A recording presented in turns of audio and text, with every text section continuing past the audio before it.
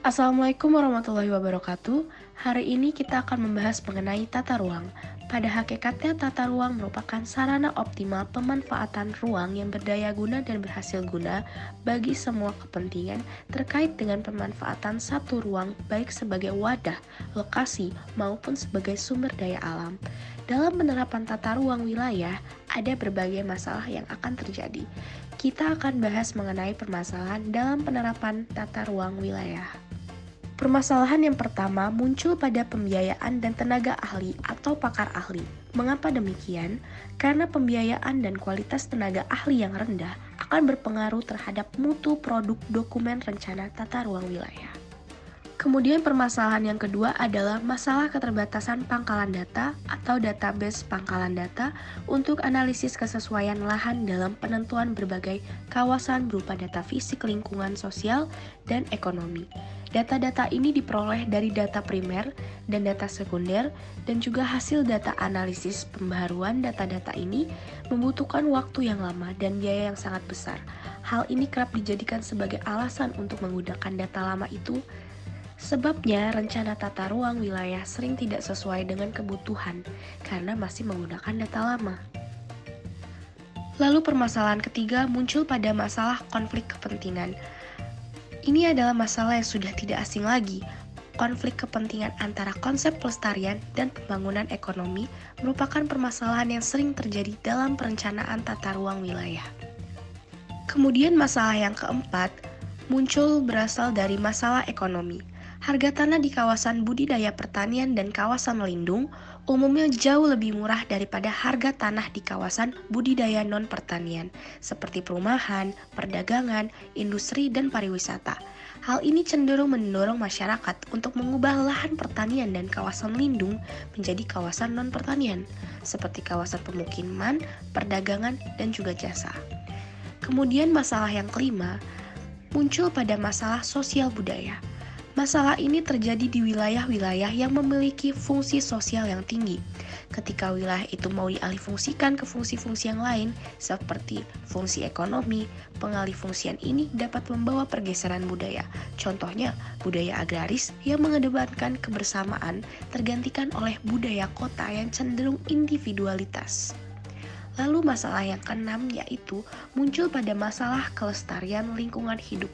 Salah satu tujuan penataan ruang adalah melestarikan lingkungan hidup untuk dapat digunakan secara berkelanjutan. Hal ini tidak dapat diterapkan jika nilai-nilai ekonomi terlalu dikedepankan. Misalnya, pembangunan sentra-sentra perdagangan dan pemukiman membuka kemungkinan terjadinya pelanggaran terhadap ruang terbuka hijau. Lalu untuk masalah yang ketujuh, masalah yang ditemukan adalah masalah pertumbuhan penduduk. Jumlah penduduk meningkat dari tahun ke tahun. Hal ini tentu saja akan berpengaruh pada kesediaan lahan untuk pemukiman dan juga fungsi yang lain. Dengan ini, daya dukung dan daya tampung terhadap jumlah penduduk semakin kecil. Akibatnya, ada pemanfaatan ruang yang tidak sesuai dengan peruntukannya, misalnya tumbuhnya pemukiman kumuh. Masalah yang kedelapan adalah masalah keamanan tumpang tindihnya peruntukan lahan yang secara lingkungan dapat menimbulkan dampak negatif penggunaan dan pemanfaatan lahan. Keamanan dan kenyamanan warga menjadi terganggu.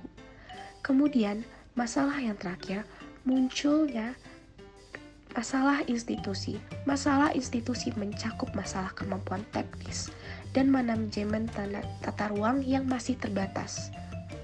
Masalah yang mungkin terjadi antara lain penggunaan sumber dana tidak efektif dan efisien, perencanaan program tidak dapat dan tidak sesuai dengan kondisi dan kebutuhan dokumen tata ruang, tidak sesuai dengan kebutuhan pembangunan sehingga tidak tepat atau tidak digunakan.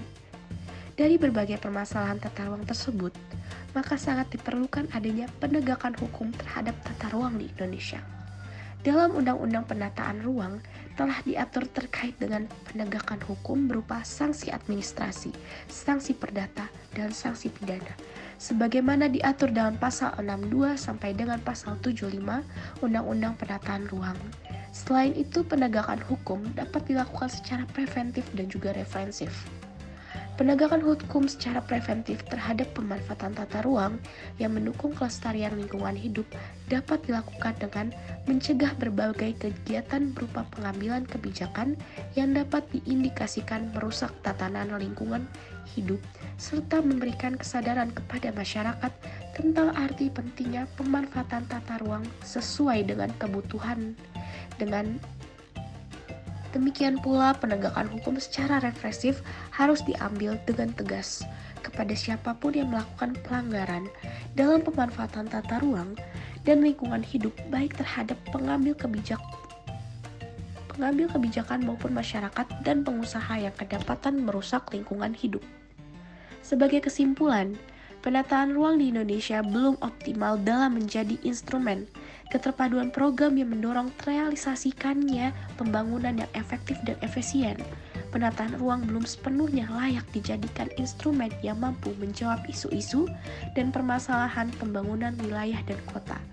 Penataan ruang di Indonesia belum didukung oleh kelembagaan yang mengkoordinasi berbagai sektor, dan masalah kurang optimalnya pengendalian pemanfaatan ruang dan ketidakefektifnya pihak penegakan hukum dalam mengatasi penyimpangan yang terjadi pada masyarakat dalam pemanfaatan ruang. Demikianlah permasalahan-permasalahan yang muncul terdapat pada tata ruang wilayah. Semoga video ini bermanfaat. Terima kasih. Wassalamualaikum warahmatullahi wabarakatuh.